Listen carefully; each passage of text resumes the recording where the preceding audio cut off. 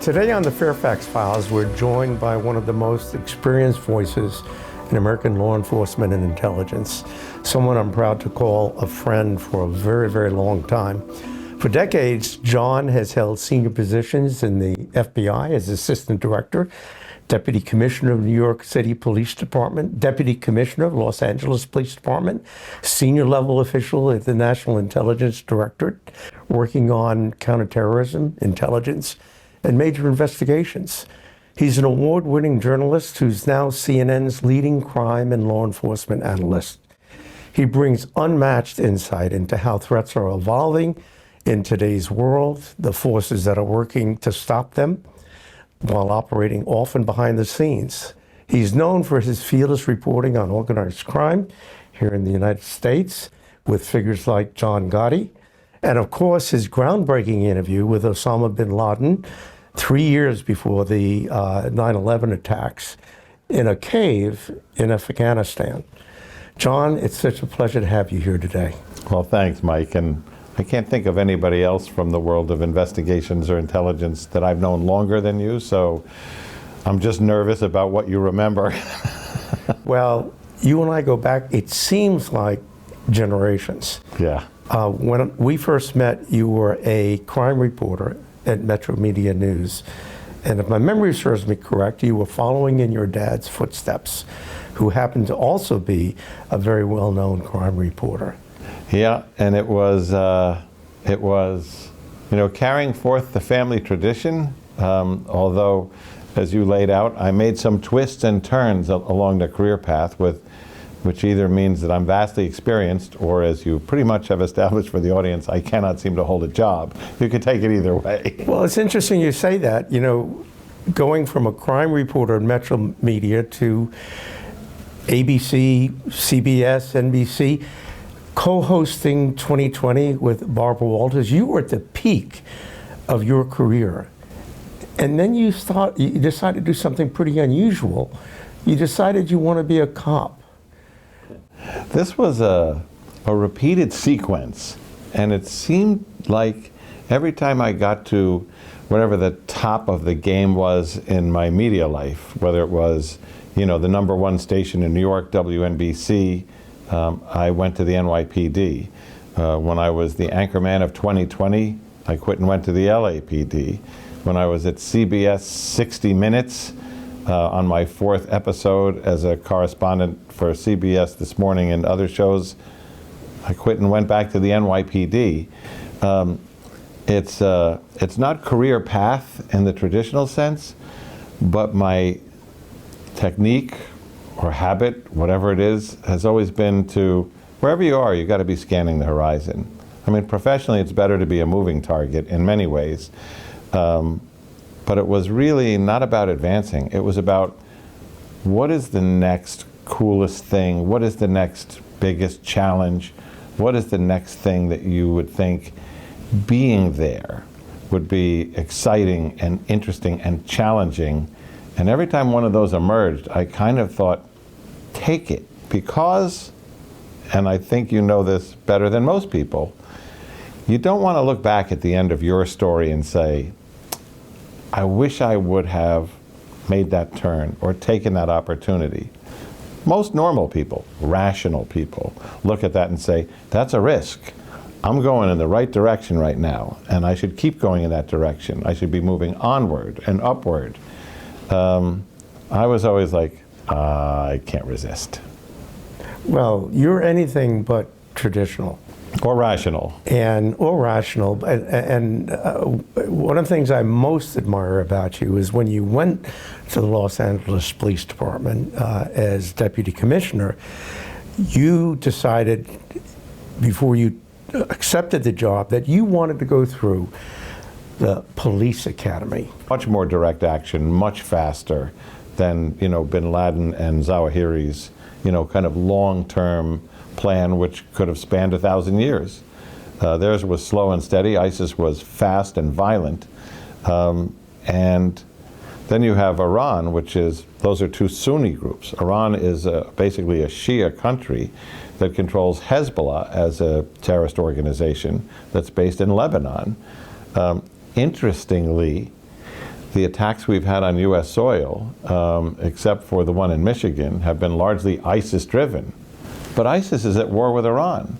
ISIS has conducted terrorist attacks in Iran, against Iran. And that's the one thing we had in common with Iran, that ISIS was a common enemy of both countries. Which is correct. So why is ISIS attacking the United States as the United States is attacking Iran? And the answer is age-old.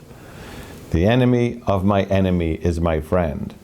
What they see is not, we're both aligned against Iran. What they see is there's crisis, and out of crisis comes opportunity, and we can wrangle through our propaganda, through our computer networks, through our chat rooms, and carefully curated films that promise those who will rise up on their own valor. You'll be a hero. Belonging. You'll be a part of something.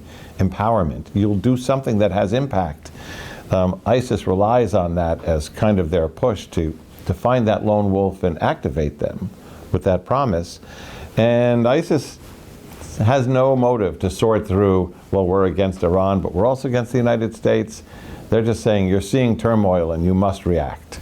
So there's rumors, and these are fairly recent rumors, that Saif al-Adel, a senior member of Al-Qaeda, has been in hiding or at least been accommodated in Iran for years now. You have any insight on that? Sure. Saif al-Adel is a key member of Al-Qaeda, and yet he is a reluctant leader. Bin Laden was the leader until he was killed. Zawahiri was the leader who picked up the mantle from Bin Laden as his deputy until he was killed. And so many Al-Qaeda potential leaders had been killed in various U.S. strikes, in various battlefields, in various hideouts. And Saif al-Adel had been part of a core group of Al-Qaeda people who had escaped to Iran. Now, Al-Qaeda and Iran are not on the same page. Again, Al-Qaeda is a Sunni group, Iran is a Shia-run religious government, but the same mantra came to bear, which is the enemy of my enemy is my friend. So, did Iran want to be housing the Al-Qaeda leaders who were in on the planning and the concept of 9/11? Not in a public way. On the other hand, they had them under sometimes house arrest, sometimes not house arrest. They opened and closed that valve depending on what their interests were, particularly against the United States. The idea, if you're Iran, is on a normal day, I'd want nothing to do with Al-Qaeda because they're not our friends. But if you're Iran during those particular periods of time, you're saying Al-Qaeda is against the United States. They're a capable terrorist network. They're capable of attacking and inflicting damage and death. And that's within our interest if it's against the United States or other enemies. So we will house them. We will monitor them. We will control them. But we will also let them do what they do. So they provided this kind of odd sanctuary that kept them out of the places where, in the tribal areas of Pakistan and Afghanistan, there were missile strikes targeting them, to basically what was a safe haven where they let them operate. And that included Bin Laden's family members, Saif al-Adel, other leaders. A moment about Saif al-Adel. Former Egyptian military officer, trained in intelligence, trained in tactics, consummate planner of operations and terrorist attacks. He was the guy who ran Al-Qaeda's intelligence school. When people joined Al-Qaeda, they went into one of three places. If you scored high on the list, you went into the intelligence school with Saif al-Adel as your trainer. If you scored medium on the list, you would become one of the bomb makers and technicians. And if you scored at the bottom of the list, they put you in the infantry to go fight the Americans in the field. No, we're on that list, the actual vest-wearing suicide bombers fall. So the vest-wearing suicide bombers fell into that bottom category where you want to go out in the field and fight, you can achieve martyrdom. Or if you'd like to achieve martyrdom on a determined schedule, you can do the ultimate martyrdom by, wearing this suicide vest, and they would indoctrinate them. But those who went through Saif al-Adil's intelligence school, they learned surveillance. They learned how to conduct surveillance, assess targets, determine vulnerabilities, weak spots. They learned counter surveillance, how to tell while you're doing that you're being watched or followed. It was very sophisticated. And for Al-Qaeda's purposes, having someone in the sanctuary of Iran, which is a bit chaotic right now, who had that level of sophistication, when they finally ran out of leaders, he was tapped to say, "You're it." So one of the questions is, can you run Al-Qaeda from semi-house arrest in Iran? And the answer seems to have been yes. So look, you mentioned Afghanistan. I want to roll the clock back. You were with ABC News. It was, I think, June of 1988. And you obviously took a wrong turn somewhere and wound up in a cave with Osama bin Laden. How did that come about? I was brand new at ABC News, and I was trying to figure out what's the untapped story. Where's that? I had worked for years on characters like John Gotti. You'll remember. Who's more scary, John Gotti or Osama bin Laden? Barbara Walters. I got it. Out of the three of them, I knew how to deal with John Gotti, and I knew a lot about Osama bin Laden and how his network worked. But with Barbara Walters, she was a legend who was intimidating, and I actually was very nervous around her, even though she took very good care of me. Back to that cave. Back to bin Laden. When I started talking to people about him, you could have stopped 100 people on any street in America and said, "Who's Osama bin Laden?" And 100 of them would have said, I don't know. I've never heard of him. But in the intelligence world, his name kept popping up. Was he an operational commander? Was he running an army?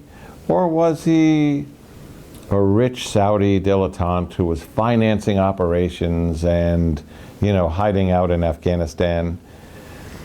And people kept saying, no, he's more than that.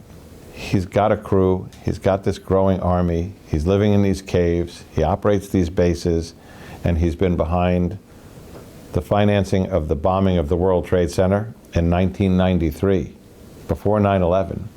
Assassinations, attempted attacks around the world. Most of them have failed, but he is, as Sandy Berger, the then National Security Advisor in the Clinton administration, described him, the single most serious non-state threat to the United States. Let me follow up on that, because when you interviewed him, I remember he declared war on Americans. At that point, did you tell him you were Canadian? In that interview, he was speaking in Arabic, and the translator was translating my questions, but he wasn't translating bin Laden's answers back. In fact, bin Laden kept looking at the translator, so I kept trying to make eye contact with him and nod as if I understood, to keep him focused on the camera that was behind me. But at the end, when I went to our fixer who was in the back of the room, and I said, "Could you hear it? What did he say? Is there a story there?" Because he gave these long answers. And he said, "We have a very big story. We need to get the tapes and get out." And I said, "Well, what did he say?" He said he declared war on the United States. He said this will be bigger than our war with the Russians in Afghanistan that caused the collapse of the Soviet Union and the fall of the wall. That superpowers don't believe this until it's too late. But you will only understand this, America, when you bring the bodies back in the boxes and coffins in your shameful defeat. And then you will leave our lands. But he also justified, or tried to justify, the killing of civilians. Oh, he was clear about that. He said, this fatwa, a religious decree from the religious committee of Al-Qaeda, he said, this is not just against those in the military uniform. Civilians are targets of this also, which basically meant he was telling us I am about to unleash a series of terrorist attacks, because that is the asymmetric war, was the only kind of war somebody like Osama bin Laden could commit to. I mean, he wasn't going to take Al-Qaeda and invade America. Did the American government take him seriously after that interview? And I ask that because 3 months later, we had the bombings at the embassies in Nigeria, Tanzania. Hundreds of people died. That had to be underway in terms of the planning while you were sitting there talking to him. It absolutely was. And I think it had something to do with the interview, which is other people had tried to interview bin Laden. Peter Bergen had done a remarkable interview with him a couple of years before. But the idea that they said yes, and that they facilitated basically getting us there to do that interview under immense secrecy and security. We never knew where we were going or how we were getting there. They controlled that process in a way that didn't really allow us to communicate. Said to me they have a message to get out. And that was the message. He was declaring war. And of course, the embassy bombings that you referenced in Kenya and Tanzania, they were ready to go. And I feel bin Laden wanted to do the interview then so that when Al-Qaeda pulled off these 2 bombings, massive truck bombs that destroyed both embassies and killed hundreds, that he didn't want to debate over who was behind it or some competition for who would get credit for it. He was trying to put his stamp on it by saying, this is our decree. We're declaring war, and you will see the results of that war, soon. The fact that he said in that cave, I'm going to kill Americans, civilians and otherwise, and then 3 months later demonstrated it. Did we learn a lesson? And I say that, John, because 9/11 proved to us that we had lapses in our communications between our intelligence and law enforcement organizations. I hope we're doing a better job at that now. What do you think?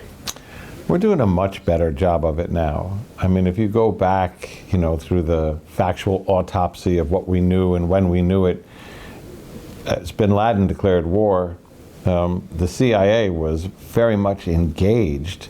There was a cell in Mombasa that they did a raid on, and they found the letter that said, we're in touch with the engineers, meaning the bomb makers, and the project is nearly ready. I mean, it was coded, but not that well coded that a trained person couldn't look at it and say, there's an imminent plot here. And yet the embassies were blown up, people were killed. And then, a couple of years later, in Yemen, the USS Cole attack.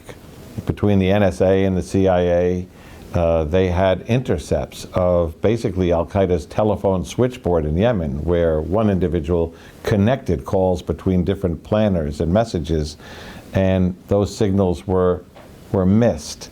The Cole went in there to refuel basically as a sitting duck. And then you see 9/11. All of these, the NSA had this piece, the CIA had this piece, the FBI had this piece, and because of the amount of secrecy and the walls that had been built up between places, nobody put all of those dots on the table to say, let's see if we can connect them. Connecting the dots became, one of those sayings in the post 9/11 period. But 9/11 was about the worst lesson you could learn about you had to fix the information sharing between the agencies. I remember I was here in Manhattan at 9/11, and I was called to, I think it was NBC, to be a talking head. And I was asked the question, how could these terrorists learn how to fly an airplane? And my answer at that time was, well, anyone can take lessons here. They don't do any background checks. And it turns out that some of them actually were instructed on flight lessons here in the United States. But now we have something called drones. And how do you protect the country from, let's say, an attack by Iran off a ship off the coast of the United States, or even through a sleeper cell domestically here from a $35 piece of military equipment that has destructive force? It's a tremendous challenge, and we're learning very quickly. You know, we thought we understood drones and that threat, but then, you know, the laws of the United States said, well, if you're the NYPD and you're running the Thanksgiving Day Parade security piece, or Times Square, New Year's Eve, or the New York Marathon, or the St. Patrick's Day, you pick your mega event in New York, because there's one every weekend, you know, starting, you know, with New Year's Eve and going through the year. Still, the FAA was saying, you can't shoot down a drone because we control the skies and you're not authorized to interfere with aircraft. And then, you know, Homeland Security said, well, you know, you can control a drone, and then they said, no, you can't. You can't. Then we said, well, you can detect a drone. And they said, no, you can't. It violates, I'm not making this up, it violates the wiretap statute because you're intercepting a signal between a transmitter and a receiver. And that's a Department of Justice memorandum.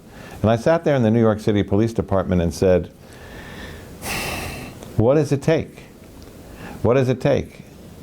Does it take a drone attack, some drone with a hand grenade or an IED on it to fly over a massive crowd and somebody presses that button and blows up? Does it take a drone that has a machine gun attached to it with a radio transmitter that makes it? What will it take for this to happen? And only recently, and I mean very recently, within the last couple of months, has there been executive orders that say police can now, at major events, under certain conditions, take over control of a drone if it is determined to be a threat. That took 10 years. Where did we learn the hardest lessons that brought that sense of urgency? When in the Ukraine, the Ukrainians were using drones, the Russians were using drones, the Iranians were supplying drones, and they were all weaponized. Once you saw Ukrainian soldiers in the field, not with their AR-15s or their AK-47s, but carrying shotguns. Like, who fights a war with shotguns? And they're like, we're not fighting people anymore. We're fighting flying robots. The shotguns are to shoot them out of the sky because the other weapons don't work. Then you know that drones have redefined what war is going to look like in the future. And what we're seeing right now in Iran is just another signal of that. Do you see an exit strategy? Is there a way to get out of the mess that we're in Iran right now? I mean, look, we have paratroopers on the way. We have a Marine amphibious force there already. We don't know what they might be used for. How does this end? Any idea? Well, a couple of ways. Number one, we are in a period of push-pull confusion where you have to wonder, is there some brilliant master strategy behind this that we're just not sophisticated enough to understand? Because I know Iran has been planning for this. I know this from my intelligence background for 30 years on some level. I know the United States seems to have been planning this since a couple of Fridays ago. That has become apparent by some of the fits and starts we've seen. Think about this. First, we say we're going to bomb all of this stuff, and then the people can take to the streets and take over the government. Then we say that's not going to quite work now, but we're going to cripple them in terms of defenses and economy. Then they attack the rest of their neighbors in the Mideast, which then causes oil prices to surge, and then they close the Straits of Hormuz, and then we react by saying, all right, well, we can't have gas prices go up, so there's 140 million gallons of Iranian oil at sea. We're going to lift the sanctions on those and let that get sold for our own economic good. So now, theoretically, that money goes to Iran. So we are now financing the enemy we have sought to allow them to build more missiles and more drones to use against us. And then we say, but there's the Russian oil, so we're going to give them a special license to get that sold, which means Putin, who's about broke because of this ongoing war against Ukraine, is now getting an infusion of money because we're giving less to Ukraine because we're focusing our munitions and resources in Iran, but now we're giving more to Russia because we're saying, sell that oil, take that cash, it'll even things out economically for us. In other words, there may be a really brilliant strategy, but the flip side is it looks like there may be no coherent plan at all. But your question was about exit strategy. One exit strategy is to leave. And the president has hinted that I'll know when I have the feeling that it's time to go, that we can pick up and go. Now, does that mean we won, we lost? Let's think about it in practical terms. We'll take the politics and the emotion out of it.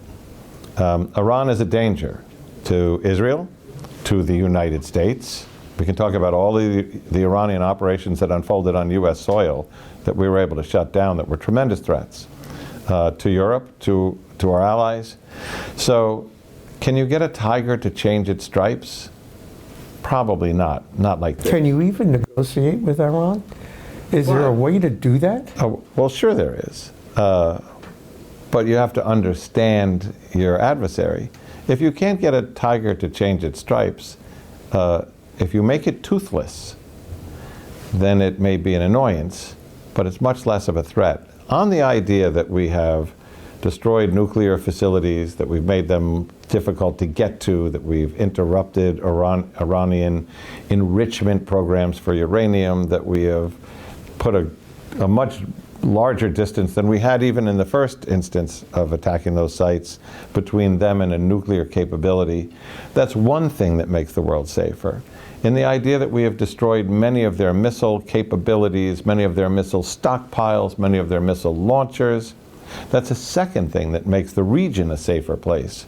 The idea that we have set back an ICBM program that would allow them, if they ever developed a nuclear warhead, to send missiles intercontinentally to across Europe and even the United States, that makes the world a safer place. So you wouldn't pick up and leave and say, well, that was a waste of time, but you wouldn't have achieved a specific goal of whether it was regime change or bringing freedom to the Iranian people. So it's not all for nothing.